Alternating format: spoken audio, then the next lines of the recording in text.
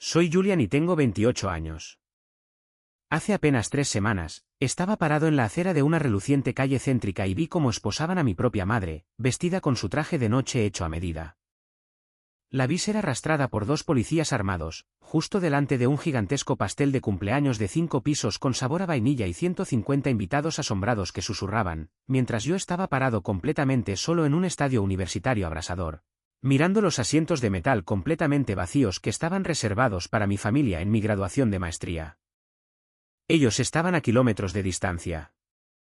Se estaban riendo y bebiendo champán de cortesía en un concesionario de autos de lujo, eligiendo un Porsche nuevo, de color gris metálico, para mi hermano de 18 años. Cuando finalmente puse un límite y dije no a sus interminables demandas financieras, mi madre me miró directamente a los ojos y me dijo que era un hijo egoísta e ingrato, que les debía la vida. Se rió en mi cara y me dijo que todo lo que tenía, cada dólar que ganaba, pertenecía a la familia. Pero había una cosa que ellos no sabían: yo no era el tipo arruinado, indefenso y manipulable que ellos pensaban. Tenía un salario ejecutivo muy bien remunerado, del que no sabían absolutamente nada.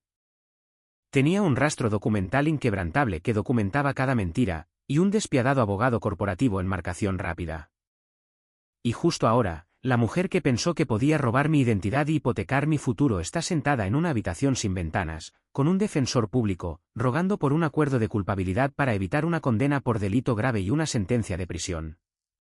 Antes de que te cuente exactamente cómo desmantelé sistemáticamente toda la vida de mi familia tóxica y recuperé mi libertad, hazme un favor. Dale a me gusta si crees en la justicia. Y no olvides hacerme saber desde dónde nos estás viendo en los comentarios de abajo. Ayuda a que esta comunidad crezca. Ahora, volvamos a cómo comenzó realmente esta pesadilla. Era un sábado por la noche. El Crystal Ballroom prácticamente brillaba contra el oscuro horizonte de la ciudad. Este es el tipo de lugar de eventos exclusivo y de alto nivel donde los políticos locales celebran sus recaudaciones de fondos de $1 millón y las familias adineradas organizan sus extravagantes bodas. Los candelabros de cristal que colgaban del techo abovedado costaban más que mi primer auto. La música sonaba tan fuerte que podías sentir el bajo en el pavimento exterior.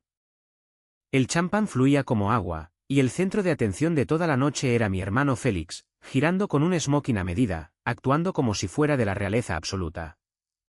Afuera de las dobles puertas de cristal, estacionado justo en la rampa VIP del ballet con un gigantesco y ridículo lazo rojo en el capó, estaba ese impecable Porsche.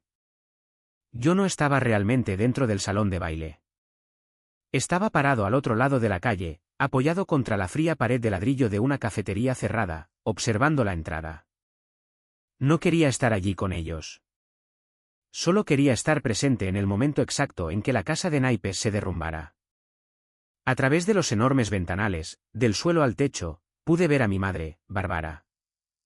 Llevaba un pesado vestido de lentejuelas que captaba la luz con cada paso. Ella era el centro de atención, bebiendo su copa, aceptando interminables cumplidos de sus amigos del club de campo y de nuestros parientes lejanos. Parecía increíblemente engreída. Parecía una mujer que había ganado la lotería, una mujer completamente intocable. Entonces, la música se cortó abruptamente. No fue un lento desvanecimiento del DJ. Fue una parada brusca y chirriante. El tipo de silencio sepulcral que instantáneamente hace que una habitación llena de gente se congele en sus asientos. Vi cómo Silvia, la gerente del lugar, una mujer conocida en la ciudad por no tolerar tonterías de nadie, marchó directamente a la iluminada pista de baile. No susurró cortésmente. No llevó a mi madre a una oficina privada para salvar su dignidad. Se paró justo al lado de ese ridículo pastel de 5 pisos y exigió otra forma de pago, declarando en voz alta que la tarjeta de crédito registrada acababa de ser reportada como robada y que el depósito inicial había sido revertido por la fuerza por el departamento de fraudes. Vi cómo la cara de mi madre palidecía por completo. Vi cómo se apoderaba de ella el pánico absoluto, seguido inmediatamente por su característica rabia explosiva. Comenzó a gritar, agitando los brazos salvajemente, derribando un jarrón de cristal que se hizo añicos en 100 pedazos por todo el suelo de mármol. Y entonces, las luces rojas y azules intermitentes se reflejaron en el cristal de las puertas del salón de baile. La policía había llegado. Ver a mi madre ser escoltada con esposas, con el rímel corriendo por su cara y su dignidad de alta sociedad, cuidadosamente elaborada, completamente destrozada, debería haberme hecho sentir culpable. Es lo que la sociedad nos dice, ¿verdad? Se supone que debes proteger a tu familia, pase lo que pase. Pero mientras la veía ser empujada a la parte trasera de un coche patrulla, mientras Félix gritaba y mi padre se quedaba allí sin hacer absolutamente nada, todo lo que sentí fue una profunda y abrumadora sensación de paz. Para entender cómo llegamos a ese estacionamiento, necesito llevarte de regreso a otro estacionamiento, 3 semanas antes, el estadio de la Universidad de Denver. Hacía más de 90 grados ese día. El sol era absolutamente castigador, cayendo sobre miles de estudiantes que llevaban pesadas togas de graduación sintéticas. El aire olía a protector solar barato, sudor nervioso y ramos de flores marchitas. Había estado sentado en la silla plegable durante 3 horas, esperando. Finalmente, mi nombre resonó por el altavoz, Julian Thomas, máster en análisis de datos. Crucé ese escenario. Le estreché la mano al decano. Tomé la pesada funda de cuero del diploma. Y al girar para enfrentar a la multitud masiva para la fotografía oficial, mis ojos se dirigieron instintivamente a la sección C, fila 4, asientos del 1 al 4. Los asientos estaban completamente vacíos. Había un trozo de papel blanco pegado en la parte trasera de las sillas de metal que decía, reservado para la familia Thomas. Se sintió como una broma enferma y retorcida. Me quedé allí, sosteniendo la culminación de 2 años de noches sin dormir, exámenes brutales y 50 horas de trabajo semanales para pagar mi matrícula sin endeudarme con préstamos estudiantiles agobiantes. Sonreí para la cámara, porque eso es lo que haces. Sonríes para que el fotógrafo pueda pasar a la siguiente persona en la fila. Pero por dentro, algo fundamental se rompió. No esperaba un desfile. No esperaba una herencia masiva ni un fondo fiduciario, como la mitad de los chicos de mi clase de graduación. No esperaba un auto nuevo ni un viaje a Europa con todos los gastos pagados. Solo quería que aparecieran. Quería que mi padre, Richard, me diera una palmada firme en la espalda. Quería que mi madre me mirara con algo más que una leve irritación o una expectativa financiera. Pero no había nada. Solo sillas de metal vacías, cociéndose bajo el sol de Colorado. Había pasado toda mi vida tratando de ganarme un lugar en mi propia familia. Y al mirar esos asientos vacíos, la verdad innegable finalmente se impuso. Nunca sería suficiente para ellos. Después de que concluyó la ceremonia, el patio exterior del estadio se convirtió en un mar caótico de tela azul marino y familias felices que gritaban. Dondequiera que miraba, los padres lloraban lágrimas de alegría. Los padres abrazaban a sus hijos, los abrazaban fuerte, diciéndoles lo increíblemente orgullosos que estaban de los hombres en que se habían convertido. Los abuelos tomaban interminables fotos en iPads. El contraste entre su alegría genuina y mi absoluta y asfixiante aislamiento era insoportable. Me sentí como un fantasma rondando la celebración de otra persona. Me paré cerca del borde de una gran fuente de hormigón, desplazándome agresivamente por mi teléfono para parecer ocupado.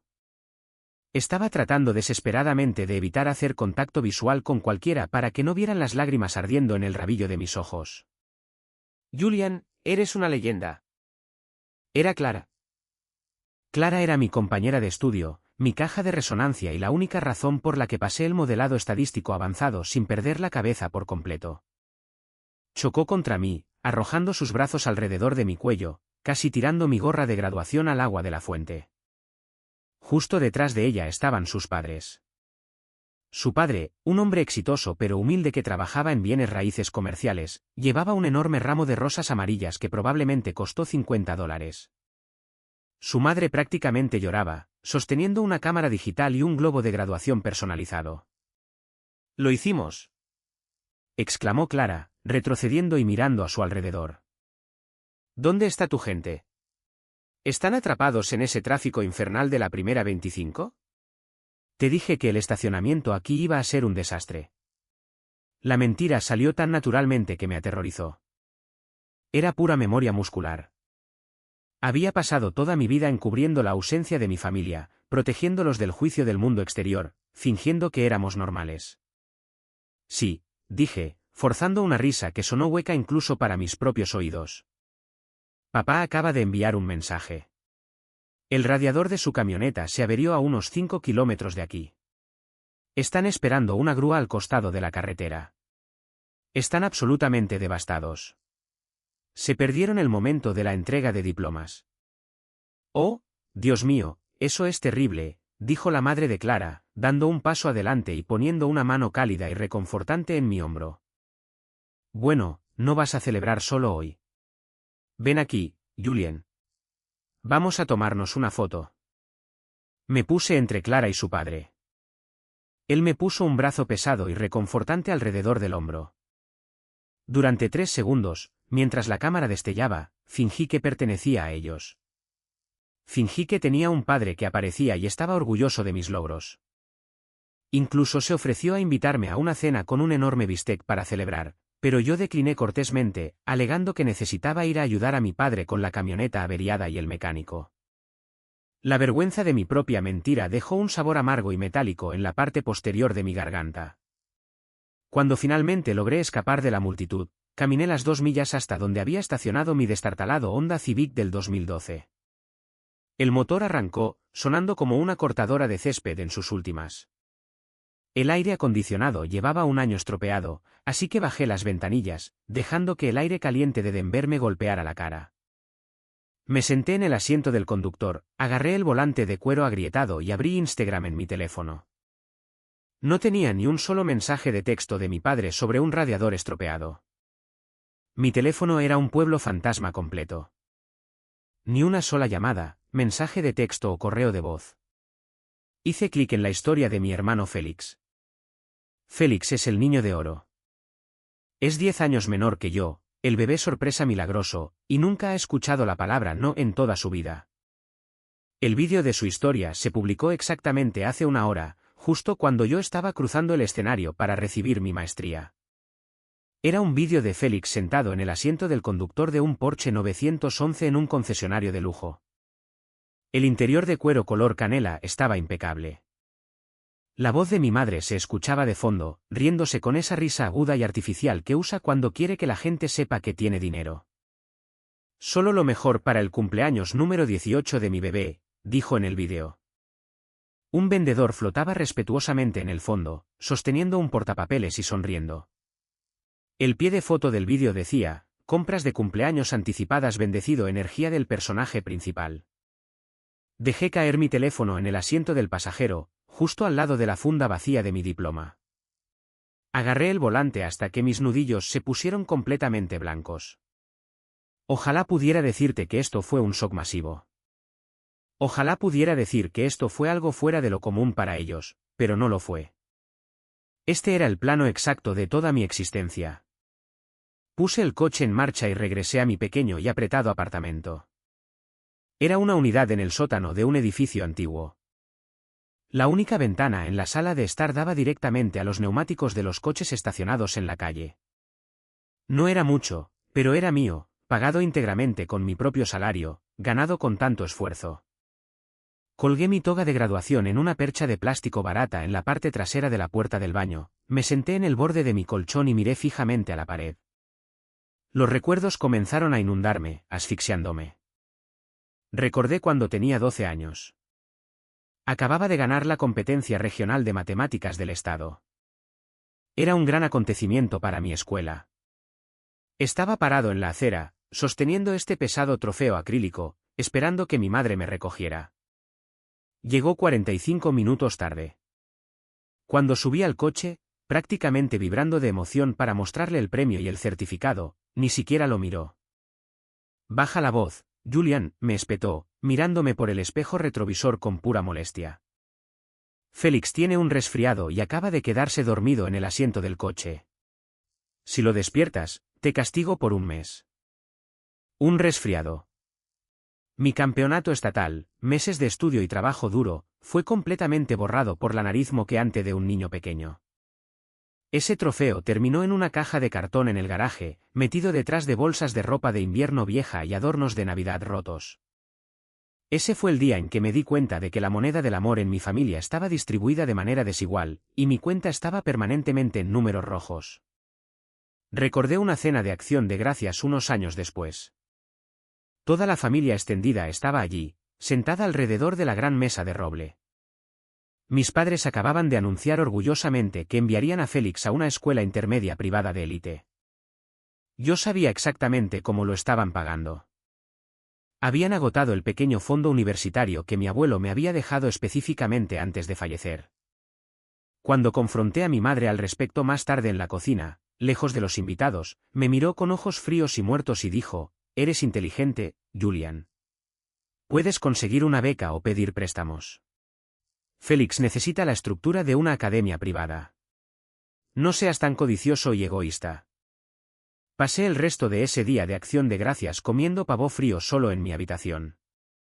Pasé toda mi adolescencia tratando de comprar su afecto.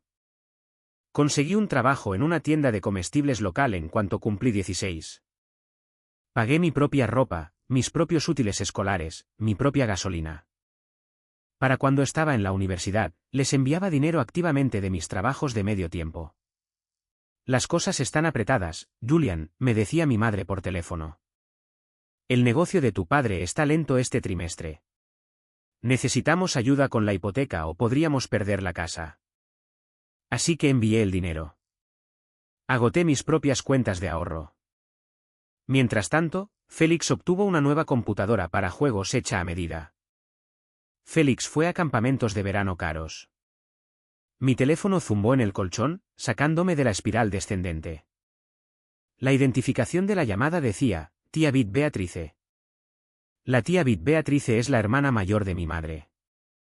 Es el tipo de mujer que te sonríe mientras calcula exactamente cuánto vales. En su cabeza, es la chismosa de la familia, la manipuladora principal que opera en las sombras, siempre sembrando la discordia. Me aclaré la garganta, tratando de sonar normal, y respondí: «Hola, tía B». «Julian, felicitaciones, cariño», su voz era chillona, rebosante de falsa dulzura empalagosa. «Tu madre me dijo que te graduaste hoy. Lamento mucho que no pudieran ir. ¿Sabes lo estresante que es con el cumpleaños de Félix que se acerca?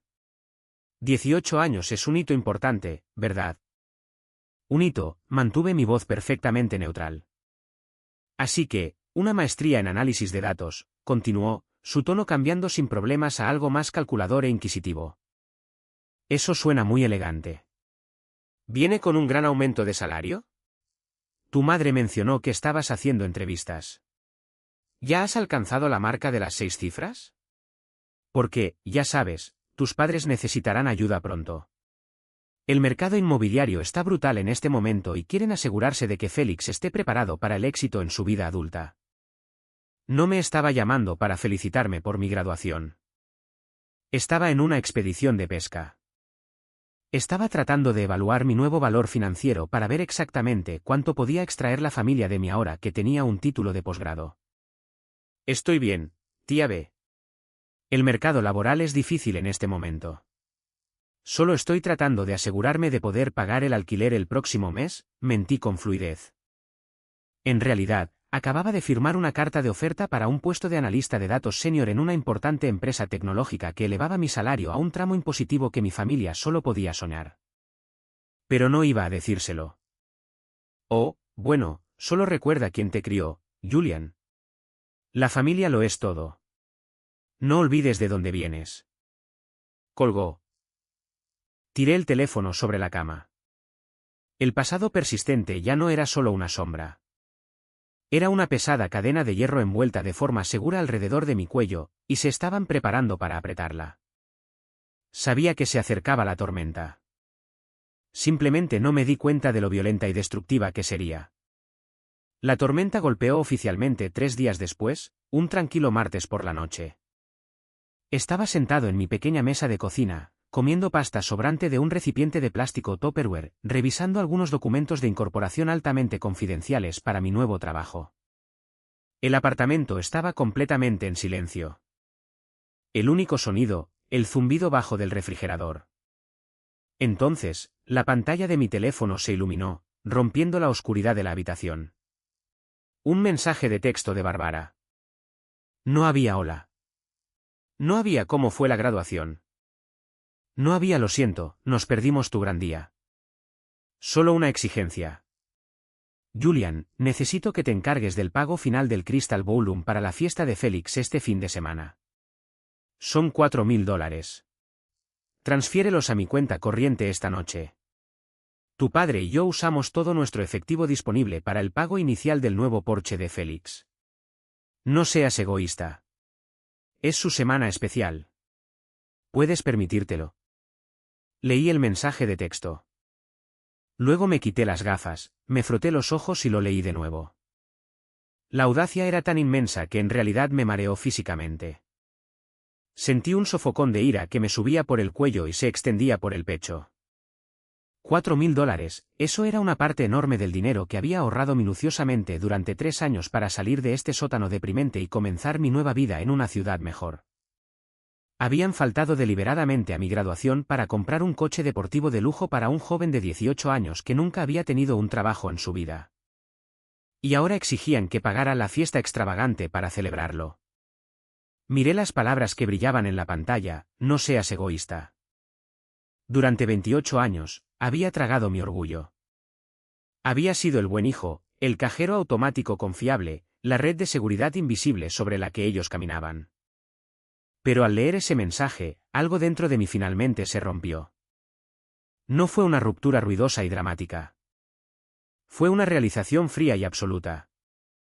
El Julian que buscaba desesperadamente su aprobación y amor murió allí mismo, en esa mesa de cocina barata y laminada. No iba a financiar más mi propia falta de respeto. Tomé mi teléfono. No escribí un largo párrafo emocional explicando lo profundamente herido que estaba. Eso es lo que hacen las víctimas.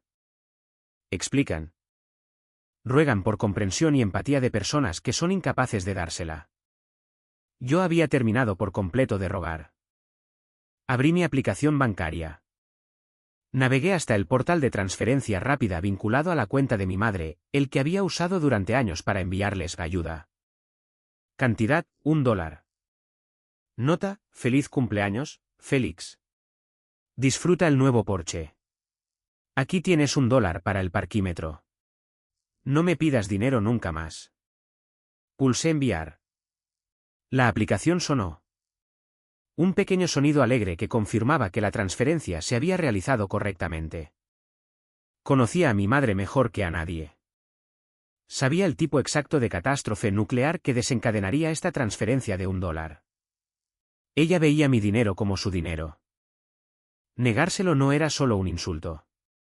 Para ella, era un acto de traición. Tenía una llave de repuesto de mi apartamento, una llave que me manipuló para que se la diera hace 2 años en caso de emergencias, y que usaba rutinariamente para entrar y husmear mi correo cuando yo estaba en el trabajo para revisar mis extractos bancarios. Inmediatamente tomé mi computadora portátil, busqué un directorio local y llamé a un cerrajero de emergencia a las 24 horas. Hank, un tipo corpulento con un pesado cinturón de herramientas y una actitud directa, llegó 45 minutos después. Le pagué $200 en efectivo para que reemplazara el cerrojo y la perilla de la puerta principal. Hank pudo ver el estrés visible en mi cara. No hizo preguntas indiscretas, simplemente fue directamente al trabajo, taladrando el herraje viejo. Cuando la pesada cerradura de latón finalmente encajó en su lugar y Hank me entregó las nuevas y brillantes llaves, sentí un peso físico levantarse de mi pecho. Mi santuario finalmente estaba seguro. Nadie entraría sin mi permiso explícito. Regresé a mi computadora portátil, me puse los auriculares con cancelación de ruido y me conecté a una reunión de preparación nocturna. Debido a que mi nueva empresa era global, tenía una videollamada de Zoom con nuestro equipo de desarrollo principal en Londres, y nuestro CEO, el señor Harrison, estaba presente en la llamada. Era una reunión de alto riesgo para discutir la migración de datos del tercer trimestre. Llevaba una camisa blanca impecable y un blazer azul marino, proyectando profesionalismo absoluto, aunque llevaba pantalones de chándal grises fuera del encuadre. A las 11:30 de la noche, las vibraciones comenzaron. No era un golpe.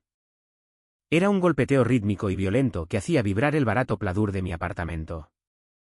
Lo ignoré durante 1 minuto, pensando que era solo un vecino borracho en el pasillo, pero el golpeteo se intensificó. Las paredes literalmente temblaron. Luego vino el grito, amortiguado, pero inconfundible: «Policía, abra la puerta». Mi sangre se heló por completo. Rápidamente silencié mi micrófono en Zoom, apagué mi cámara y escribí un mensaje rápido en el chat: emergencia en mi puerta. Volveré enseguida.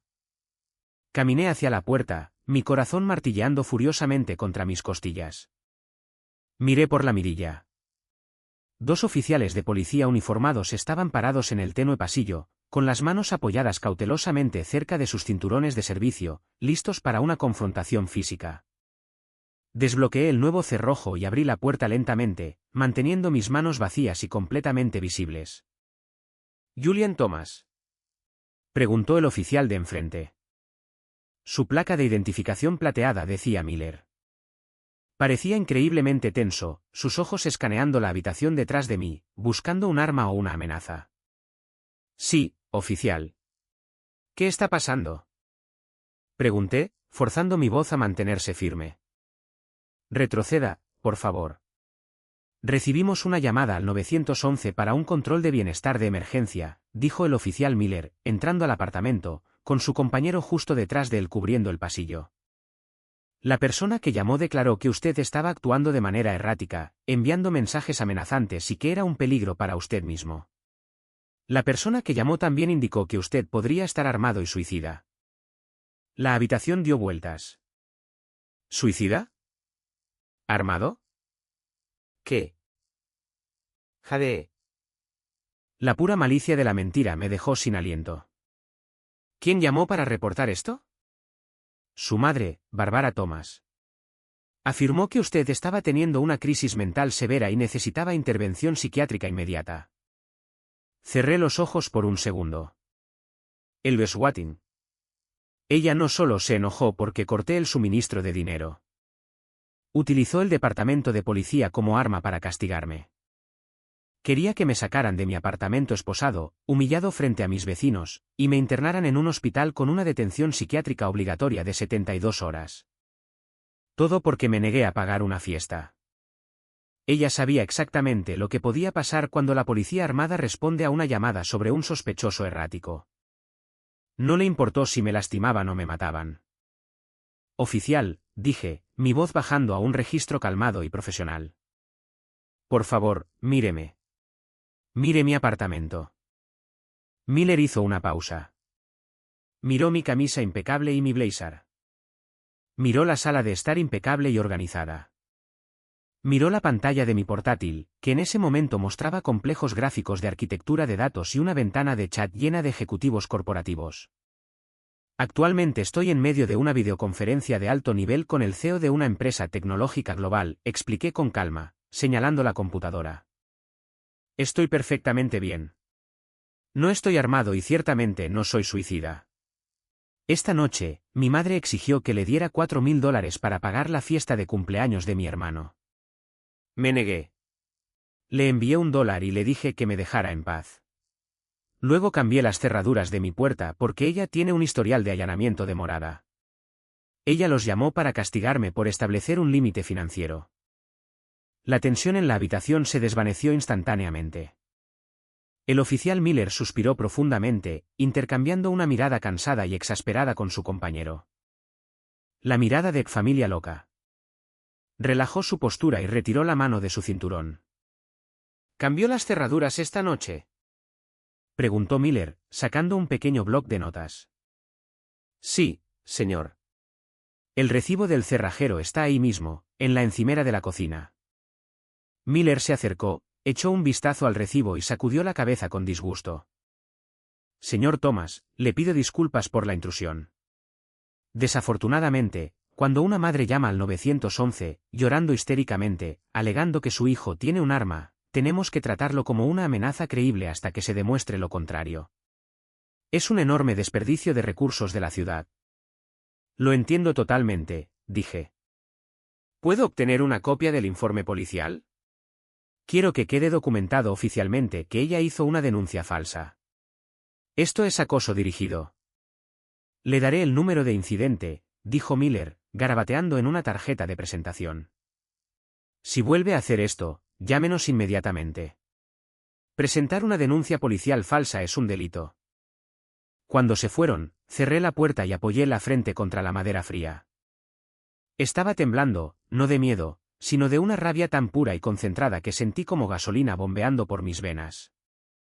Volví a mi computadora portátil, encendí mi micrófono y encendí la cámara. El señor Harrison, el CEO, un hombre formidable de unos 60 y tantos años que infundía respeto absoluto en cualquier habitación, miró de cerca la pantalla. ¿Todo bien, Julian?, preguntó el señor Harrison, su voz áspera por la preocupación.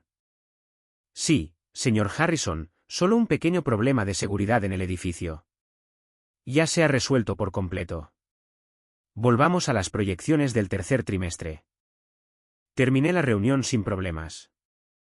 Pero todo el tiempo, mi mente estaba ejecutando un tipo de algoritmo completamente diferente. Mi madre acababa de escalar esto de una pequeña disputa familiar a una guerra legal total.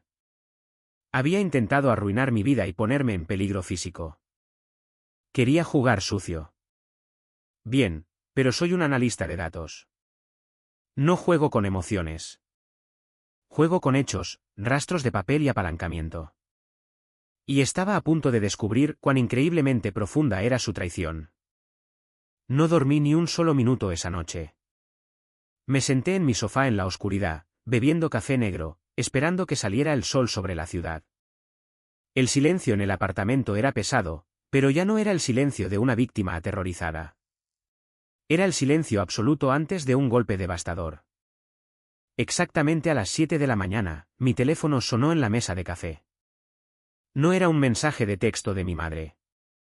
Era una alerta de correo electrónico automática de Credit Karma. Urgente. Nueva consulta detectada en su informe de crédito de TransUnion. Fruncí el ceño, dejando mi taza de café.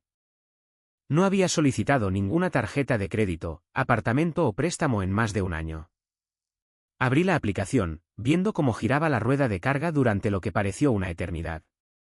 Cuando finalmente cargó el panel de control, vi que mi impecable puntuación de crédito se había desplomado en 40 puntos de la noche a la mañana. Hice clic en el informe detallado. Mi estómago se hundió en un pozo sin fondo. Había 2 cuentas nuevas abiertas bajo mi número de seguro social. La primera era una tarjeta de crédito Chase Sapphire Preferred abierta hacía 2 semanas, con un saldo de $4.800. La segunda era un préstamo para automóvil de un concesionario de lujo, por un monto financiado de $65.000.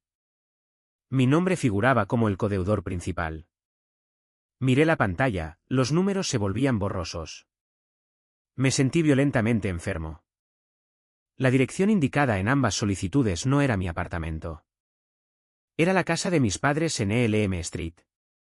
Bárbara no solo me había pedido los $4.000 por cortesía. Ya los había robado. Había usado mi número de seguro social, al que tenía acceso por documentos fiscales antiguos que guardaba bajo llave en una caja fuerte, para abrir una tarjeta de crédito de alto límite a mi nombre, la había enviado a su casa para ocultar el rastro documental y la había agotado al máximo para pagar el local, el DJ y el catering para la fiesta de Félix. Pero el coche, el Porsche, eso fue el golpe de gracia. Falsificó mi firma para garantizar un préstamo de $65.000 para un joven de 18 años. Si Félix se saltaba un solo pago, o cuando inevitablemente chocara ese coche de alto rendimiento contra un poste de teléfono, yo estaría legal y financieramente arruinado.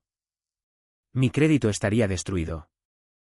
Mis posibilidades de comprar una casa, obtener una tasa de interés decente, pasar una verificación de antecedentes corporativos, todo ello desaparecería. Esto no era solo una paternidad tóxica o cruzar límites. Esto era un delito grave de robo de identidad y fraude bancario federal. El pánico duró exactamente 3 minutos. Luego, el lado analítico de mi cerebro, el lado frío y calculador que me hace increíblemente bueno en mi trabajo, tomó el control por completo. Necesitaba pruebas tangibles e irrefutables de que ella hizo esto antes de que pudiera intentar afirmar que yo lo había autorizado verbalmente. Colorado es un estado de consentimiento de una sola parte. Eso significa que puedes grabar legalmente una conversación telefónica sin decírselo a la otra persona, siempre y cuando seas parte de la conversación. Descargué una aplicación de grabación de llamadas de alta calidad, la probé 2 veces llamando a mi propio buzón de voz para asegurarme de que el audio fuera nítido, y marqué el número de mi madre. Respondió al segundo timbrazo. Vaya, Mira quién finalmente decidió arrastrarse de vuelta. La voz de Barbara goteaba pura arrogancia. La policía te asustó anoche, Julian. Mamá, dije, forzando mi voz para que sonara derrotada, pequeña y ligeramente asustada. Acabo de recibir una alerta de mi monitor de crédito. Hay una tarjeta Chase y un préstamo de coche masivo en mi informe. ¿Sabes algo al respecto? Ella se burló. Un sonido agudo y desagradable de desdén. Oh, por favor, no seas tan dramático. Yo me encargué de eso. Usé tu número de seguro social para que aprobaran el préstamo del coche porque el crédito de tu padre está comprometido con el negocio en este momento, y puse los gastos de la fiesta en una tarjeta nueva. Abriste cuentas a mi nombre sin decírmelo. ¿Falsificaste mi firma en un préstamo para un coche?, pregunté, asegurándome de que cada palabra se articulara claramente para la grabación. ¿Falsificaste? Soy tu madre. Te di la vida. Lo que es tuyo es dinero familiar. Espetó, su tono subiendo de irritación. Estabas siendo tacaño y egoísta, así que hice lo que tenía que hacer por tu hermano. Pagaremos los mínimos mensuales. Considéralo tu contribución a la familia. Si intentas armar un escándalo por esto, me aseguraré de que toda la familia sepa lo terrible que eres como hijo. Ahora deja de quejarte. Así que lo admites, presioné suavemente, guiándola directamente a la trampa legal. Usaste mi número de seguro social para abrir la tarjeta Chase y para confirmar el Porsche de Félix. Sí, lo hice. Por Dios, Julian. ¿Vas a llorarle a la policía por esto? Madure. Ya está hecho. Ahora nos debes esto. ¿Vienes a la fiesta el sábado o vas a seguir con esta patética rabieta? No estaré en la fiesta, dije, mi voz volviéndose absolutamente gélida. Disfruta el pastel. Colgué. Guardé el archivo de audio en 3 unidades de almacenamiento en la nube seguras y separadas. Confesión-Barbara, Wade. Tenía el arma homicida. Ahora necesitaba mostrarles el cuerpo. Envié un mensaje de texto grupal a mi padre, Richard, y a mi primo Derek. Derek es 10 años mayor que yo, el rico patriarca en formación de nuestra familia extendida. Siempre predicando sobre la lealtad familiar, el honor y las apariencias. Les dije que nos encontráramos en un restaurante local a mitad de camino entre nuestras casas. Reunión familiar de emergencia. Llegaron 1 hora después. Nos sentamos en un asiento de vinilo agrietado en la parte trasera del restaurante. El lugar olía a café rancio, grasa de tocino y arrepentimiento. Mi padre parecía exhausto, mirando fijamente la mesa. Derek parecía increíblemente molesto, revisando constantemente su caro Rolex. Hazlo rápido, Julian, suspiró Derek. Tengo hora para el té en 1 hora. ¿Cuál es este drama con tu mamá ahora? No dije una palabra. Abrí mi maletín de cuero y saqué una gruesa carpeta de manila. Deslicé 3 trozos de papel sobre la mesa pegajosa. Primero, el informe de crédito oficial que mostraba las cuentas fraudulentas. Segundo, una copia impresa del Código Penal de Colorado por robo de identidad y falsificación con las sentencias de prisión resaltadas en amarillo. Tercero, una declaración jurada de informe policial sin presentar, completamente llena con el nombre de Barbara como la principal sospechosa. Mi padre miró los papeles, su cara adquiriendo el color de la ceniza. Julian, ¿qué es esto? Mamá robó mi identidad, dije con calma. Acumuló casi $5.000 en una tarjeta de crédito a mi nombre y falsificó mi firma en un préstamo de $65.000 para el coche de Félix. Tengo una grabación de ella en una llamada telefónica, admitiéndolo todo. Derek se burló, empujando los papeles hacia mí con desdén. Jesús, Julian, ¿vas a llamar a la policía a tu propia madre por unos créditos? Dijo que lo va a pagar. Ahora ganas bien. Solo asume el golpe por la familia. No seas un cobarde y arruines la gran semana de Félix por unos trámites. Miré a Derek. La pura y cegadora prepotencia. El fraude con agravantes no es unos trámites, Derek. Si crees que no es gran cosa, ¿por qué no confirmas tú el Porsche? ¿Por qué no pones en juego tu cartera inmobiliaria? Derek cerró la boca al instante, mirándome fijamente. Me volví hacia mi padre, el hombre que se suponía que debía protegerme. Papá, te doy una oportunidad. Solo una. Saca tu teléfono ahora mismo. Transfiere los $4.800 para saldar la tarjeta Chase, y llama al concesionario para eliminar mi nombre de ese préstamo. Si haces eso ahora mismo, me voy. No presento la denuncia policial. Richard miró la mesa. Dobló un sobre de azúcar de papel una y otra vez con sus manos temblorosas. Ni siquiera podía mirarme a los ojos. Julian, hijo, susurró, su voz entrecortada. No puedo. El dinero está atado. Si cancelamos el coche, tu madre perderá la cabeza. Se divorciará de mí. Solo danos unos meses. Por favor, sé el hombre más grande. Él la eligió a ella. Eligió su propia comodidad, su propia cobardía por encima de mi seguridad. Estaba perfectamente dispuesto a dejarme ahogar para no tener que lidiar con la ira de su esposa. Preferiría que yo asumiera una montaña de deuda ilegal a que se enfrentara a la mujer que nos estaba destruyendo a ambos. Está bien, dije suavemente. El último hilo que me unía a esta familia se rompió por completo, se separó. Te di una oportunidad. Recuerda este momento, papá. Recuerda que lo intenté. Me levanté, recogí la carpeta y dejé un billete de $5 sobre la mesa para mi café. Salí hacia mi coche, cerré las puertas y tomé mi teléfono. No llamé a la policía. Todavía no. Eso sería demasiado silencioso. Llamé a la línea directa de prevención de fraudes de Chase Bank. Hola, dije, mi voz mortalmente tranquila. Mi nombre es Julian Thomas. Necesito denunciar un robo de identidad. Se abrió una tarjeta de crédito de forma fraudulenta a mi nombre, y sé exactamente dónde se utilizará la tarjeta robada este sábado. Pasé los siguientes 45 minutos al teléfono con Nancy del departamento de fraudes, congelando la cuenta, revocando los cargos pendientes e iniciando una devolución de cargo criminal completa al lugar, el Crystal Ballroom. La tormenta ya no solo se acercaba. Yo era quien controlaba el rayo. Finalmente llegó el sábado por la noche, asentándose sobre la ciudad con una humedad espesa y opresiva que colgaba sobre el horizonte de Denver como una manta húmeda y asfixiante. El calor que irradiaba del asfalto era visible, distorsionando las luces de la calle. Pero dentro del exclusivo Crystal Ballroom, sabía que el control de clima mantenía todo perfectamente fresco, perfectamente refrigerado y artificialmente impecable. Era un ambiente apropiado para mi familia. Estacioné mi destartalado Honda Civic 2012 al otro lado de la calle, metiéndolo profundamente en un callejón oscuro y estrecho entre una panadería cerrada y una pared de ladrillo muy grafiteada. Estaba completamente fuera de la vista del reluciente puesto de ballet con alfombra roja. Bajé las ventanillas, dejando que el aire de verano húmedo y lleno de escape llenara la estrecha cabina de mi coche, y simplemente me senté allí en las sombras.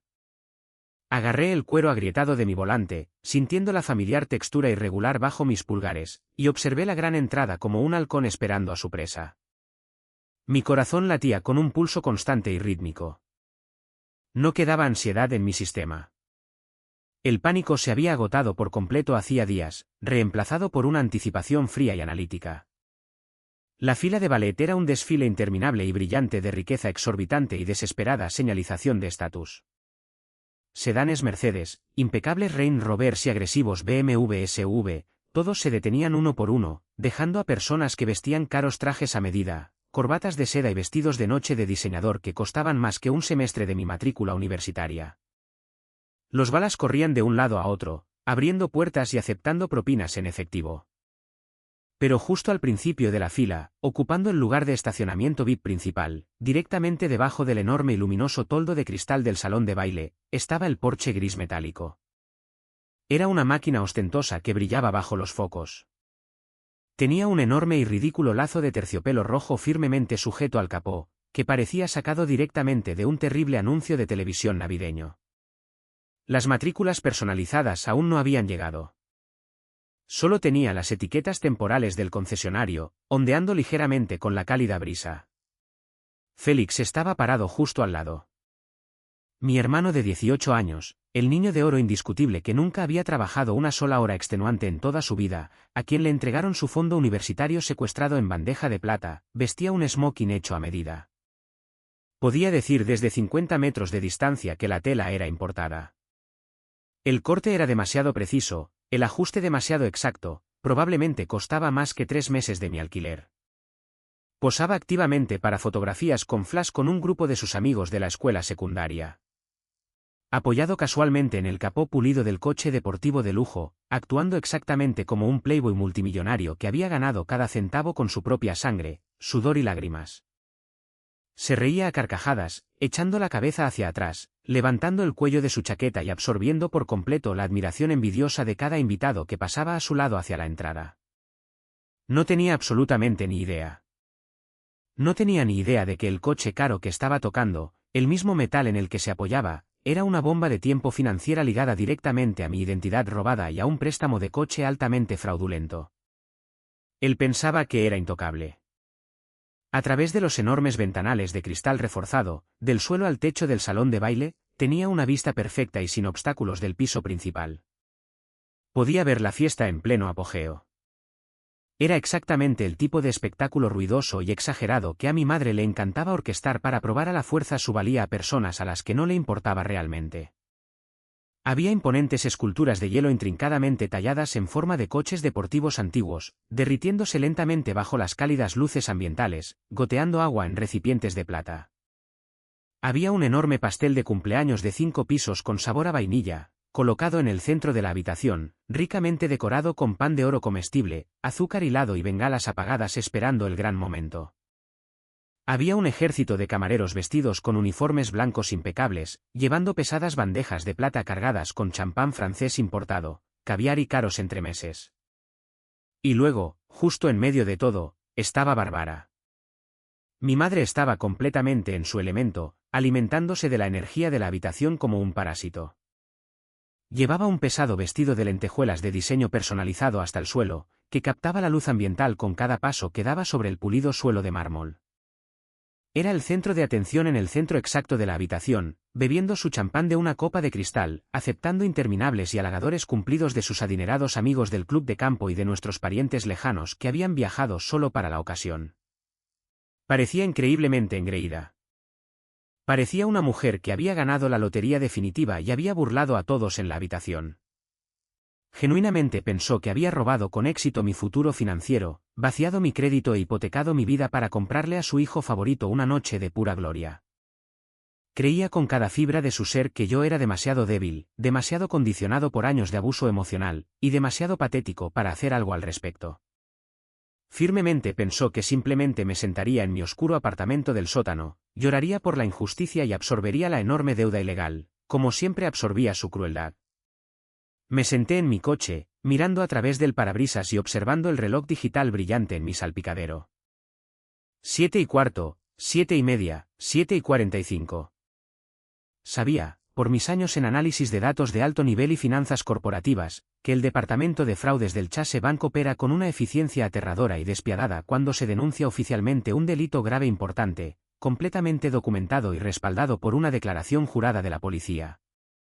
Ya había iniciado la reversión criminal horas antes. Los engranajes del sistema financiero estaban girando, invisibles pero imparables. Sabía el momento exacto en que la reversión masiva golpearía la cuenta comercial del lugar. El estruendoso bajo de la música hip hop del DJ, que hacía temblar el suelo, se cortó abruptamente. No fue un desvanecimiento lento e intencional para dar paso a un discurso conmovedor o a un brindis familiar. Fue una parada brusca, chirriante y desagradable. El tipo de silencio sepulcral, resonante e incómodo que instantáneamente hace que una habitación llena de 150 personas ruidosas y bebiendo se congele por completo en sus asientos. La repentina ausencia de sonido fue ensordecedora. La gente se detuvo a mitad de una frase, con la boca abierta. Las copas de cristal quedaron suspendidas torpemente en el aire. Las cabezas giraron colectivamente hacia la cabina elevada del DJ, con gran confusión. El DJ simplemente levantó las manos, mirando al gerente de la sala. Desde mi oscuro punto de vista al otro lado de la calle, vi a Silvia marchar decididamente hacia la pista de baile de cristal iluminada. Silvia es la gerente general del Crystal Ballroom. Es una mujer notoriamente sin tonterías, con una reputación feroz y aterradora en la industria inmobiliaria y hotelera local por organizar eventos corporativos absolutamente impecables y tratar increíblemente rápido con clientes pretenciosos que intentan saltarse sus enormes facturas. No se acercó con una sonrisa amable. No susurró cortésmente. No le pidió a mi madre que se apartara a una oficina privada para salvar su dignidad pública. Silvia se acercó directamente a Bárbara, parándose justo al lado de ese ridículo pastel dorado de 5 pisos, y le entregó agresivamente un largo recibo comercial impreso. Incluso a través del grueso cristal de las ventanas y desde el otro lado de una calle de 4 carriles, pude leer fácilmente el lenguaje corporal rígido y agresivo de Silvia. Estaba señalando el papel. Estaba declarando en voz alta que la tarjeta de crédito principal registrada acababa de ser reportada formalmente como robada por el titular real de la cuenta. Estaba informando a mi madre, frente a la mitad del adinerado vecindario, que el enorme depósito inicial de $2.500 había sido revertido por la fuerza y permanentemente por el Departamento de Fraudes del banco debido a una investigación activa y en curso por delito grave. Vi cómo el rostro de mi madre se transformaba físicamente. La sangre se drenó de sus mejillas tan rápido que parecía un fantasma bajo las luces del candelabro. La sonrisa engreída, arrogante y superior se desvaneció instantáneamente, reemplazada por un pánico absoluto y cegador. Sus manos comenzaron a temblar. Buscó frenéticamente en su caro bolso de diseñador, sacando sus propias tarjetas de crédito personales, empujándolas desesperadamente en las manos de Silvia, suplicándole que las pasara. Pero yo sabía que sus cuentas estaban completamente agotadas. Había agotado hasta el último centavo de su efectivo disponible para el enorme pago inicial del Porsche, para evitar que se activara una verificación de crédito en sí misma. Silvia negó con la cabeza, su rostro una máscara ilegible de política corporativa. Sosteniendo un pequeño terminal de pago móvil. Pase tras pase, la máquina pitaba con un tono negativo y áspero. Las tarjetas estaban siendo rechazadas. Fondos insuficientes. Cuenta congelada. Entonces el pánico absoluto se convirtió en su característica rabia irracional y explosiva. Exactamente la misma rabia aterradora que usaba para controlarme cuando era un niño indefenso. Bárbara empezó a gritar. No podía oír las palabras, pero veía las venas de su cuello abultadas. Agitó los brazos salvajemente, señalando con un dedo manicurado directamente a la cara de Silvia, exigiendo que volvieran a poner la música de inmediato y sirvieran la comida. Cuando Silvia se negó firmemente, dio un paso atrás y le hizo una señal al personal de catering para que dejaran de servir bebidas y despejaran las mesas, mi madre perdió completamente la cabeza. Cogió un jarrón de cristal pesado y grueso, lleno de costosas azucenas blancas y agua, de la mesa VIP más cercana, lo levantó por encima de su cabeza y lo lanzó violentamente contra la pared. Se hizo añicos en 100 pedazos irregulares y peligrosos por todo el impecable suelo de mármol, salpicando agua estancada por todas partes, haciendo que los invitados ricos e impecablemente vestidos retrocedieran con puro asombro, horror y disgusto. Las mujeres jadeaban y se cubrían la boca. Los hombres instintivamente se interponían delante de sus esposas, protegiéndolas de los escombros voladores. Ese fue su error final y fatal. Estar completamente en bancarrota y tener una tarjeta de crédito rechazada es un asunto civil. Destruir la costosa propiedad del local, causando un disturbio público masivo y gritando amenazas físicas al personal, es un delito penal. Silvia no dudó ni un solo segundo. Con calma, cogió una radio bidireccional negra sujeta a su cinturón, dijo unas pocas palabras y llamó directamente al servicio de emergencias de la policía. 10 minutos después, las cegadoras luces rojas y azules intermitentes se reflejaron en el cristal de las puertas del salón de baile, cortando violentamente la calle oscura y húmeda. 2 coches patrulla pesados se detuvieron agresivamente en la rampa del ballet, sus neumáticos chirriaron ligeramente sobre el pavimento, encerrando por completo el ridículo Porsche. 4 agentes de policía uniformados salieron, con las manos apoyadas de forma segura en sus pesados cinturones de herramientas, y entraron decididamente por las dobles puertas al local. El oficial Miller, el mismo oficial que mi madre había intentado maliciosamente usar como arma contra mí con su falsa verificación de bienestar días antes, lideraba el grupo. Su rostro era severo y completamente inexpresivo. Se acercaron a Bárbara inmediatamente. Ella no retrocedió. Ella escaló. Inmediatamente intentó sacar la clásica carta de derecho de los ricos, gritando a pleno pulmón sobre cuánto dinero había gastado en ese establecimiento, exigiendo hablar directamente con el jefe de policía, afirmando que Silvia era una mentirosa que estaba arruinando la vida de su inocente hijo y que presentaría una demanda masiva de millones de dólares contra la ciudad. El oficial Miller no dijo una sola palabra en respuesta a su diatriba. Simplemente se llevó la mano al cinturón y sacó con calma un par de pesadas esposas de acero. No estaban allí solo por el jarrón roto y el cargo de alteración del orden público. Cuando buscaron su nombre e identificación en el centro de despacho de camino al lugar, la orden de arresto activa de alta prioridad por robo de identidad y fraude bancario federal apareció masivamente en las pantallas de sus tableros. Yo había firmado la declaración jurada legal vinculante. El banco había verificado completamente el extenso fraude. La trampa legal se había cerrado con una fuerza aplastante e ineludible. Miller la agarró del brazo izquierdo, lo giró profesionalmente detrás de su espalda y le aseguró la esposa de acero en la muñeca. Otro oficial la agarró del brazo derecho. Barbara chilló, un sonido agudo de absoluta incredulidad. Félix comenzó a llorar. No solo le brotaron lágrimas, sino que realmente estaba sollozando como un niño aterrorizado, gritando a los oficiales que dejaran ir a su madre. Se abalanzó hacia adelante y agarró el hombro del oficial Miller. Sin perder un instante, el segundo oficial empujó rápidamente a Félix con fuerza contra una mesa, señalando con un dedo severo su pecho, advirtiéndole agresivamente que se alejara inmediatamente o sería arrestado y fichado por agredir a un oficial de policía. Félix se congeló, con las manos en el aire, las lágrimas arruinando su caro smoking. ¿Y mi padre?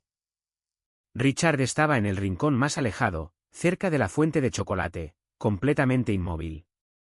No hizo absolutamente nada para ayudar a su esposa. No habló. No intervino. No les hizo ninguna pregunta a los oficiales. Simplemente se quedó allí, con los hombros caídos, viendo cómo todo su mundo cómodo, cobarde y cuidadosamente construido se desmoronaba en polvo justo frente a sus ojos. Mientras arrastraban a una Bárbara pataleando y gritando hacia la salida principal, obligándola a recorrer el largo y humillante camino a través de la pista de baile, un hombre con un traje de carbón perfectamente hecho a medida salió del salón VIP privado con vistas al piso principal. Era el señor Harrison, el CEO de mi empresa corporativa.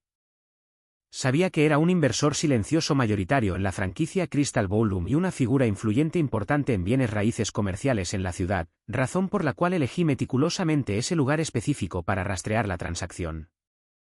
Bajó la majestuosa escalera alfombrada, exudando una mirada de autoridad pura, inalterable y aterradora. Bárbara, desesperada, profundamente humillada y buscando frenéticamente cualquier posible salvavidas, lo vio descender las escaleras. Lo reconoció al instante como un hombre rico e influyente de sus círculos de élite del club de campo. Dejó de luchar con los oficiales por un segundo y comenzó a gritarle, llorando histéricamente que estaba siendo maliciosamente tendida una trampa por su hijo desquiciado, desempleado y celoso que vivía en un sótano. Gritó mi nombre, llamándome un fracaso absoluto, un psicópata peligroso, un criminal que estaba tratando de extorsionarla por su herencia y arruinar a su familia. El señor Harrison se detuvo justo delante de ella, completamente imperturbable por sus gritos. Miró a los agentes de policía, les hizo un ligero y respetuoso gesto de reconocimiento, y luego miró directamente a los ojos de mi madre, en pánico y con el rímel corrido.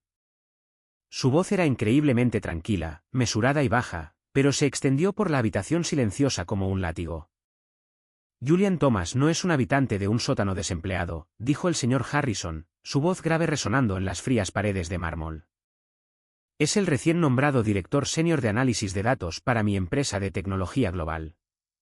Gestiona de forma independiente una cartera corporativa valorada en $50 millones y gana un salario base que usted ni siquiera podría empezar a comprender. Es un hombre brillante, honesto e increíblemente trabajador. Usted, por otro lado, es una ladrona de poca monta y una estafadora. Agentes, por favor, retiren a esta criminal de mi propiedad inmediatamente. Presentaré cargos adicionales por los daños a la propiedad. El impacto paralizante absoluto que se apoderó del rostro de mi madre fue algo que recordaré vívidamente por el resto de mi vida. Se le cayó la mandíbula. Toda su narrativa, la mentira cruel y sistemática en la que había construido toda su vida, la mentira de que yo era un fracaso inútil y Félix era la estrella indiscutible del universo, fue pública y brutalmente aniquilada por un multimillonario frente a todas y cada una de las personas a las que ella se preocupaba desesperadamente por impresionar. Los oficiales la empujaron bruscamente a través de las pesadas dobles puertas de cristal y la metieron en la parte trasera del coche patrulla que esperaba. Tan pronto como las puertas del coche se cerraron con un fuerte golpe, sellando su destino, el personal del local se acercó eficientemente y encendió las duras y brillantes luces fluorescentes de limpieza del techo. La fiesta había terminado oficialmente. Los invitados, completamente humillados por su asociación con el espectáculo, tomaron sus costosos abrigos del guardarropa y prácticamente corrieron hacia las salidas, susurrando furiosamente entre sí, enviando mensajes de texto rápidamente y grabando las caóticas consecuencias en sus teléfonos inteligentes. Extendí la mano, metí la llave en el contacto y puse el coche en marcha. Giré el volante y salí lentamente del callejón, de regreso a mi apartamento. No sentí ni una pizca de culpa. No sentí ni una pizca de tristeza. Me sentí increíblemente, maravillosamente, asombrosamente limpio. Las consecuencias de aquella noche catastrófica fueron rápidas, legalmente devastadoras e increíblemente brutales para todos los involucrados. Llegué a mi tranquilo apartamento, me quité la chaqueta, aflojé la corbata y me serví un vaso alto de agua con hielo de la nevera. Antes de que el vaso frío pudiera siquiera tocar mis labios, mi teléfono celular comenzó a vibrar violentamente contra la encimera de granito de la cocina, zumbando como un furioso avispero. No paró durante 3 horas seguidas. Los monos voladores de la familia habían sido oficialmente desatados para controlar los daños. Tenía exactamente 34 mensajes de texto sin leer y una docena de llamadas perdidas acumuladas. Eran de la tía Beatrice, del primo Derek, de mis abuelos ancianos y de un puñado de otros parientes lejanos que habían estado en la fiesta y presenciaron el humillante arresto en primera persona. Derek envió un párrafo masivo, divagante y furioso llamándome un asqueroso traidor al linaje familiar. Dijo que arruiné la prometedora vida de Félix, que destruí permanentemente el apellido de la familia en la ciudad, y que merecía ir al infierno por enviar a mi propia madre a una fría y peligrosa celda de la cárcel por unos pocos miles. Amenazó explícitamente con contratar a un abogado poderoso y costoso para demandarme por difamación masiva si no retiraba mis declaraciones a la policía de inmediato. La tía Beatrice dejó un histérico y estridente mensaje de voz de 3 minutos, amenazando con demandarme por grave angustia emocional en nombre de toda la familia y exigiendo que retirara los cargos criminales de inmediato antes de que ella me desheredara formalmente de la herencia restante de mi abuelo. Me senté en mi pequeña mesa de cocina, perfectamente tranquilo, bebiendo lentamente mi agua helada, viendo la pantalla encenderse una y otra vez. No respondí a ninguno de ellos. No escribí una defensa. No intenté explicar mis acciones justificadas. Defenderse ante personas que están completamente comprometidas a malentenderte y a proteger su propia comodidad es un desperdicio total y completo de oxígeno. En cambio, abrí la configuración de mi teléfono, fui a la lista de contactos y sistemáticamente comencé a bloquear números. Bloquear, bloquear, bloquear, eliminar. Corté cada vínculo digital con esas personas tóxicas y permisivas con la simple y satisfactoria pulsación de un botón. Entonces mi padre llamó. Miré la pantalla. Vi el nombre papá destellar brillantemente en la cocina oscura. Lo dejé sonar 3 veces, escuchando el timbre antes de que finalmente presionara aceptar y me llevara el teléfono a la oreja. Julian, la voz de Richard temblaba incontrolablemente. No sonaba como un patriarca. Sonaba como un hombre viejo, roto y patético que acababa de ver su casa incendiarse hasta los cimientos. Julian, por favor, tienes que retirar los cargos. Te lo ruego de rodillas. Tienen a tu madre en una celda en el centro. Está aterrorizada. La fianza está fijada en $50.000. No tenemos esa cantidad de efectivo disponible ahora mismo. Las tarjetas de crédito están completamente congeladas por el banco. La van a trasladar a la cárcel del condado con criminales violentos de verdad por la mañana. No tengo el poder de retirar los cargos, papá, dije, mi voz completamente desprovista de emoción, ira o simpatía. Era simplemente una declaración fría y dura de un hecho legal. Es un delito grave. El enorme departamento de fraudes del banco y el fiscal del distrito están presentando los cargos ahora. Está fuera de mis manos. Ella robó mi identidad. Falsificó mi firma en un préstamo masivo para un automóvil. Cometió fraude bancario federal a través de las fronteras estatales. El estado de Colorado ha asumido el caso. Ahora soy solo un testigo cooperante. Puedes hablar con el fiscal. Diles que fue un gran malentendido. Diles que le diste permiso verbal y lo olvidaste, suplicó, llorando abiertamente por teléfono. El sonido de su sollozo desesperado era patético y me crispaba los nervios. Estás destruyendo a esta familia por dinero. Podemos pagarlo. Te juro por Dios que venderé la casa. Retiraré mi plan 401k mañana por la mañana. Por favor, Julian. Ella es tu madre. No puedes dejar que vaya a prisión. Destruirá la reputación de mi negocio. El club de campo ya está hablando de revocar nuestra membresía. Ella es una criminal, papá, y tú eres un cómplice cobarde y silencioso, respondí, la verdad absoluta y fría cortando su patética histeria. Te di una oportunidad. Recuerda, nos sentamos en ese restaurante. Deslicé los papeles legales sobre la mesa pegajosa y te rogué que lo arreglaras. Te rogué que dieras un paso al frente y actuaras como un padre por una vez en tu vida. Me dijiste que lo tragara. Me dijiste explícitamente que la dejara robar mi futuro financiero, destruir mi impecable crédito solo para que tú no tuvieras que lidiar con sus gritos cuando llegaras a casa. Tú tomaste tu decisión. Elegiste su comodidad por encima de mi supervivencia. Ahora tienes que vivir con las devastadoras consecuencias exactas de esa elección. No esperé su respuesta. Colgué el teléfono e inmediatamente bloqueé su número. Esa fue la última vez que escuché la voz de mi padre. El sistema legal se movió lentamente, haciendo girar sus engranajes durante los siguientes meses. Pero se movió con un peso aplastante, imparable y aterrador. Porque el rastro documental que proporcioné cuidadosamente a los detectives era innegable. Porque tenía los informes de crédito bloqueados, las direcciones IP de las solicitudes, los documentos falsificados del concesionario, y porque proporcioné la grabación de audio nítida de su confesión completa, arrogante e innegable. Bárbara no tenía absolutamente ninguna defensa. Su defensor público designado por el tribunal, porque no podían pagar un abogado privado con los activos congelados, le aconsejó encarecidamente que no fuera a un juicio conjurado. Si iba a juicio, le advirtió, sin duda se enfrentaría a hasta 5 años de prisión estatal. Estaba completamente acorralada y sin esperanza. Su arrogancia se evaporó cuando se dio cuenta de que no podía intimidar a un juez. Aceptó un acuerdo de culpabilidad. Se declaró oficialmente culpable de un cargo de robo de identidad grave. Logró evitar la cárcel, pero el juez, disgustado por su falta de remordimiento durante las audiencias, le aplicó la ley con todo el peso de la misma en todas las demás formas concebibles. Fue sentenciada a 5 años de estricta libertad condicional supervisada, 1000 horas de agotador servicio comunitario manual recogiendo basura en las carreteras y asesoramiento psicológico obligatorio ordenado por el tribunal por sus tendencias narcisistas. Pero el verdadero castigo, el que verdaderamente destruyó su vida y su ego, fue el daño colateral. Debido a que ahora tenía una condena por delito grave que implicaba un fraude financiero grave en su historial permanente, la Comisión Estatal de Bienes Raíces revocó inmediatamente su licencia de corredor. Su lucrativa carrera vendiendo mansiones a personas ricas terminó por completo y permanentemente. La ley le prohibió permanentemente trabajar en cualquier industria que requiriera manejar las finanzas de los clientes, transacciones inmobiliarias o datos personales confidenciales. Richard estaba arruinado financieramente tratando de mantenerla fuera de una celda y pagar las multas.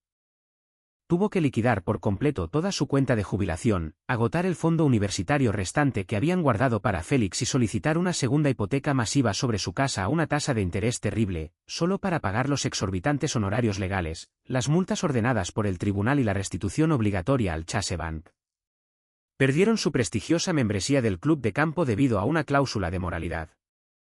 Se convirtieron en parias absolutos en su rico círculo social. A la gente de esos barrios exclusivos le encantan los buenos escándalos, y el dramático y ruidoso arresto de Bárbara en el Crystal Ballroom fue la joya de la corona del chismorreo local. Durante meses, nadie les devolvía las llamadas. En cuanto al glorioso Porsche, el concesionario lo embargó menos de una semana después. Una enorme y ruidosa grúa apareció en su casa a mitad de una soleada tarde de martes, justo delante de todos los vecinos curiosos que regaban sus céspedes, y arrastró violentamente el coche de ensueño de Félix por la calle. Félix ni siquiera llegó a conducirlo el primer día de universidad. Toda su identidad fabricada como un niño de oro rico e intocable se evaporó de la noche a la mañana. Un año después, el horizonte de Denver era solo un recuerdo distante y desvanecido en mi espejo retrovisor. Poco después de que concluyó el juicio y se calmó la situación, el señor Harrison me llamó a su espaciosa oficina de esquina. Fiel a su palabra en el salón de baile, me ofreció un ascenso masivo que requería que me trasladara a nuestra sede corporativa principal en Chicago. Con gusto empaqué mi coche, cambié mi deprimente y oscuro apartamento en el sótano por un impresionante condominio en un rascacielos con ventanales del suelo al techo que daban a la impresionante y profunda extensión azul del lago Michigan. Tenía muebles reales y cómodos, un refrigerador de acero inoxidable lleno de comida de verdad que yo mismo compraba, y un pesado cerrojo de seguridad en mi puerta al que absolutamente nadie más tenía llave. Me sentí seguro por primera vez en 28 años. Clara se mudó a Chicago unos meses después que yo, aceptando un trabajo altamente competitivo y lucrativo en una firma de análisis rival en el centro. Pasamos de ser compañeros de estudio universitarios estresados a mejores amigos explorando una nueva ciudad. Y, finalmente, nos dimos cuenta de que estábamos construyendo una vida hermosa y estable juntos. Empezamos a salir. Y por primera vez en toda mi existencia traumatizada, experimenté lo que realmente se sentía tener una pareja que me apoyaba incondicionalmente, que me escuchaba sin una agenda. Su familia me recibió con los brazos abiertos. Me invitaron a todas las grandes cenas de Acción de Gracias, a todas las caóticas mañanas de Navidad. Y nunca me pidieron ni un solo dólar ni un favor. Solo querían que estuviera allí.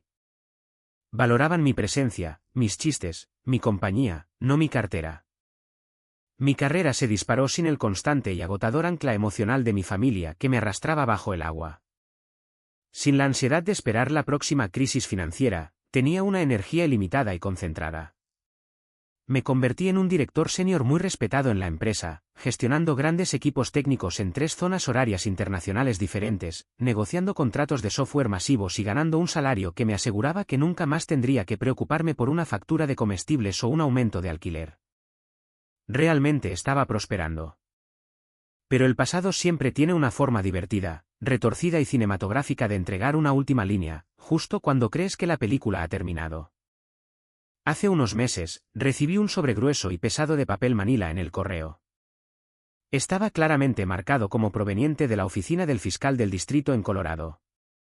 Como yo era la víctima principal en el caso de fraude, estaban legalmente obligados a enviarme una copia física de los archivos de descubrimiento finalizados y los documentos de cierre del caso después de la audiencia final de libertad condicional de Barbara. Me senté en mi isla de cocina de granito con una taza de café negro caliente y hojeé los densos y aburridos documentos legales. En su mayoría eran extractos bancarios, acuerdos de confiscación de activos y transcripciones secas de los tribunales.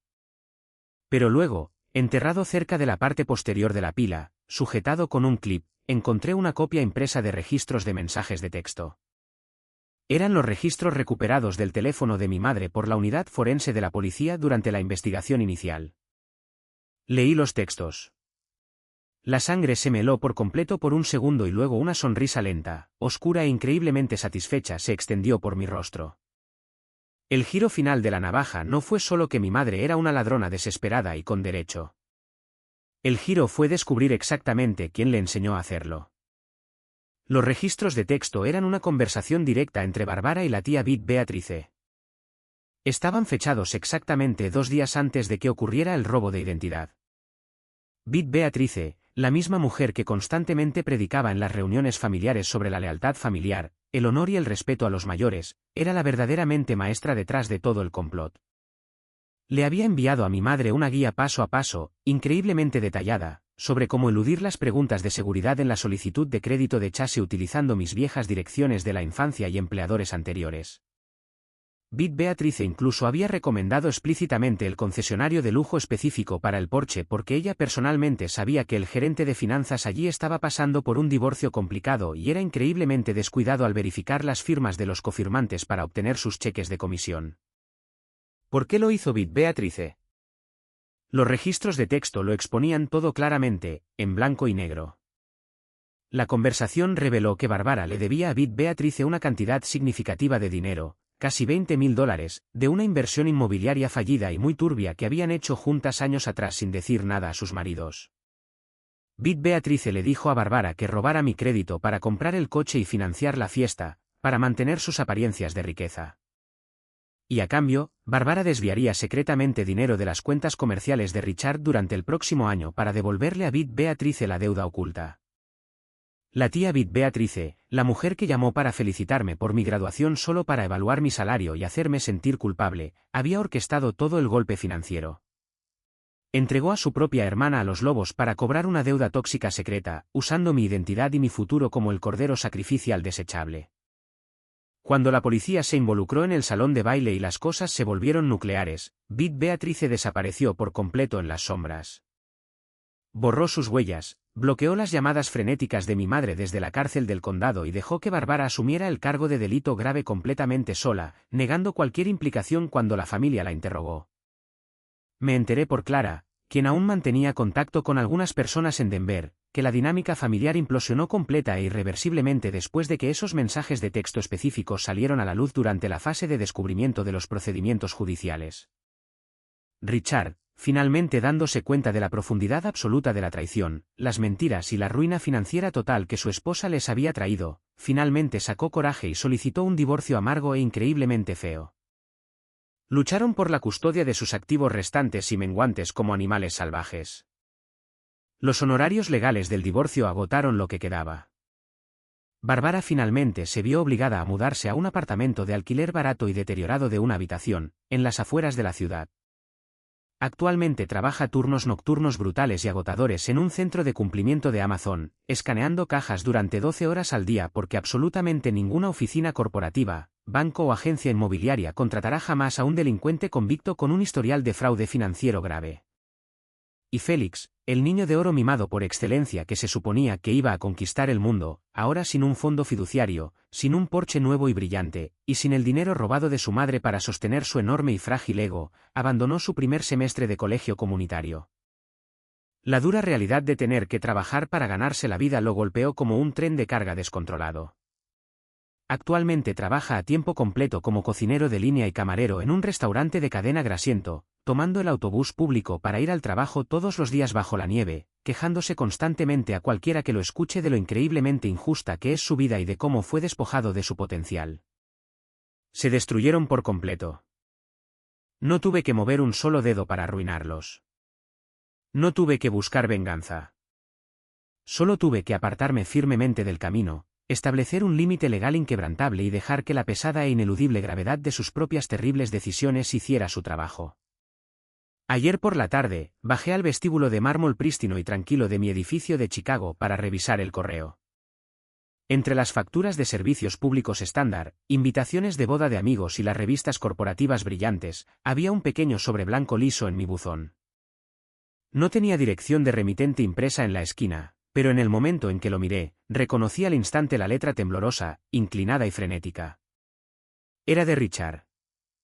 Tomé el ascensor de vuelta a mi apartamento, escuchando el suave zumbido de la maquinaria, caminé directamente hacia el bote de basura de acero inoxidable en la cocina y coloqué el sobre directamente sobre él. Hace un año, habría abierto ese sobre de inmediato. Mis manos habrían temblado. Habría estado buscando desesperadamente en las páginas una disculpa profunda y significativa. Habría estado buscando alguna validación de que realmente le importaba como hijo.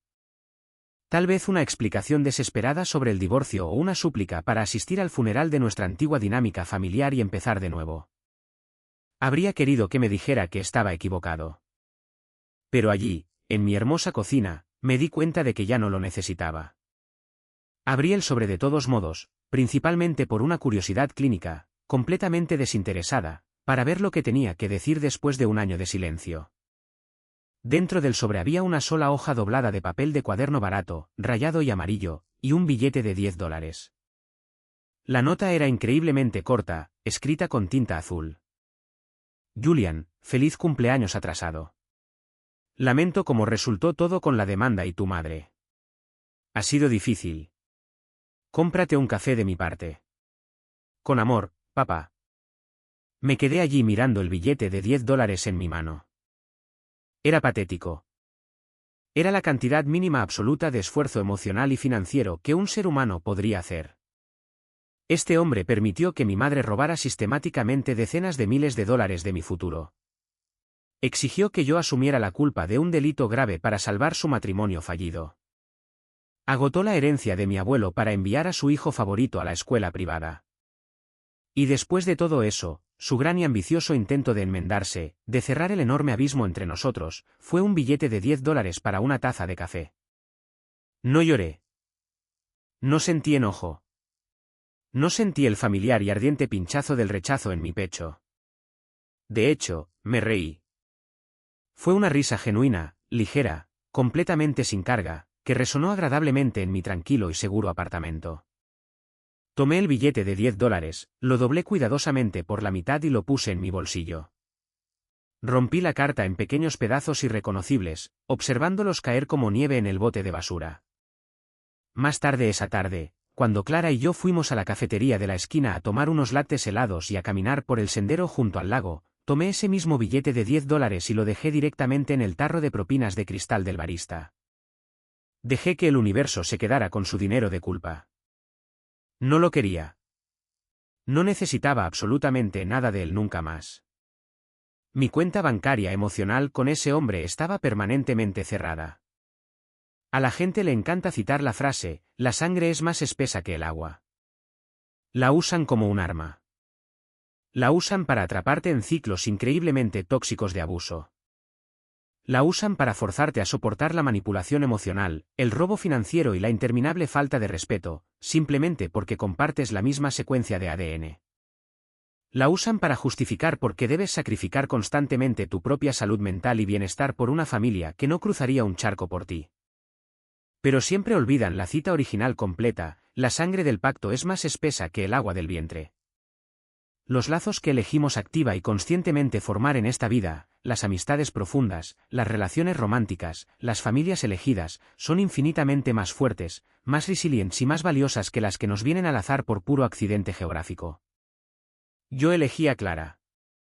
Elegí a mis nuevos amigos y colegas en Chicago. Elegí una vida construida sobre una base de respeto mutuo, honestidad brutal y amor incondicional real. Mis padres eligieron la codicia. Eligieron las apariencias superficiales. Eligieron la óptica de un coche de lujo por encima de la graduación y los logros de su propio hijo. Y están pagando el precio terrible y solitario por esa elección todos los días de sus vidas. Sobreviví a su crueldad, su robo y su manipulación. Y al final, construí un imperio inquebrantable con las mismas piedras que me lanzaron.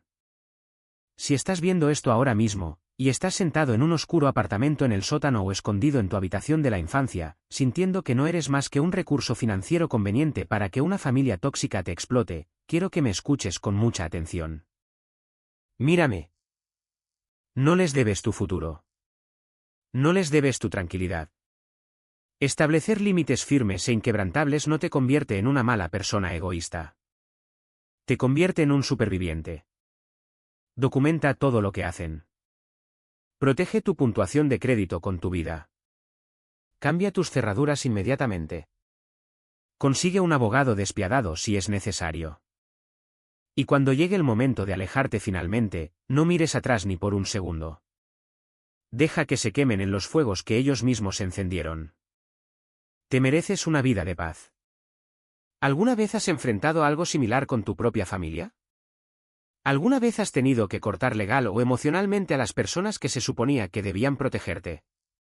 ¿Alguna vez has tenido que luchar por tu propia supervivencia contra las personas que te trajeron al mundo? Comparte tu historia en los comentarios a continuación. Apoyémonos mutuamente en esta comunidad porque nadie entiende este dolor a menos que lo haya vivido. Y no olvides darle a me gusta y suscribirte para no perderte el próximo viaje de sanación y justicia. Muchas gracias por escuchar.